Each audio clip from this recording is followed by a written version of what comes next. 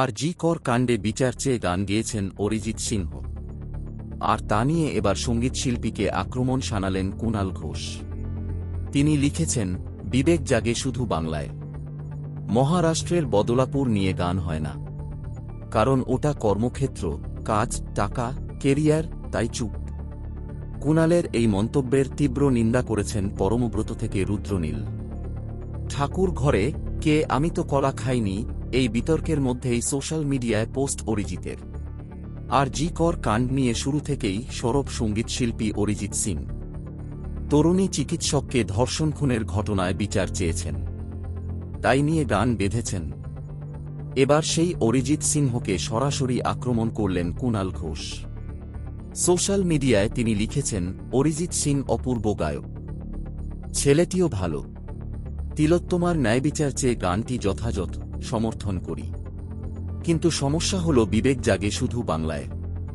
মহারাষ্ট্রের বদলাপুর নিয়ে হিন্দিতে গান হয় না, বা সাক্ষী মালিকদের নিয়ে, কারণ ওটা মূল কর্মক্ষেত্র, হিন্দিজগত, কাজ, টাকা, কেরিয়ার, তাই চুপ।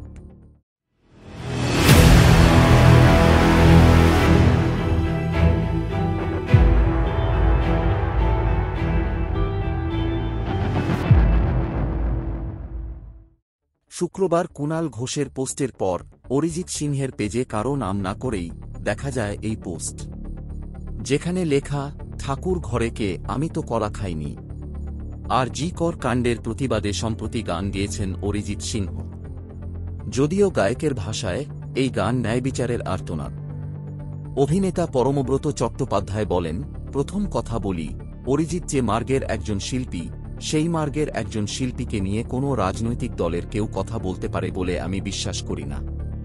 এটা যেই কথা বলুক না কেন, তার ধৃষ্টতা এটা। প্রথম কথা হচ্ছে এটা, কুণাল বাবু কেন কারো মুখ থেকে কোনো রকম কথা শুনব না অরিজিতের সম্বন্ধে? ভুলটা আগে স্বীকার করুন। অভিনেতা রুদ্রনীল ঘোষ বলেন, আমাদের সবার ভালোবাসার অরিজিৎ সিংহ, তিনি তাঁকেও গালমন্দ করছেন এক কথায় ঘুরিয়ে। শুক্রবার the diary of West Bengal নামে একটি ছবি প্রসঙ্গে টালিগঞ্জের শিল্পীদের আক্রমণ করেন কুণাল ঘোষ। সেখানে তিনি লেখেন, দিদির পাশে ছবি দিয়ে গুরুত্ব বাড়ান, কিন্তু মমতাদির বায়োপিক বা তৃণমূলের পক্ষে বার্তা যেতে পারে এমন কোনো সিনেমার কথা তাঁরা ভাবেন না। বরং টেকনিশিয়ানরা অনেক বেশি দর্দি। এরা অনেক বড় নাম হতে পারেন, কিন্তু এদের অনেকেই দলের বোঝা। দলের সুসময়ে এরা হাত নেড়ে সামনে থাকেন, একটু বিতর্কিত ইস্যুতে দল পড়লেই এরা মুখ খোলা বন্ধ করেন।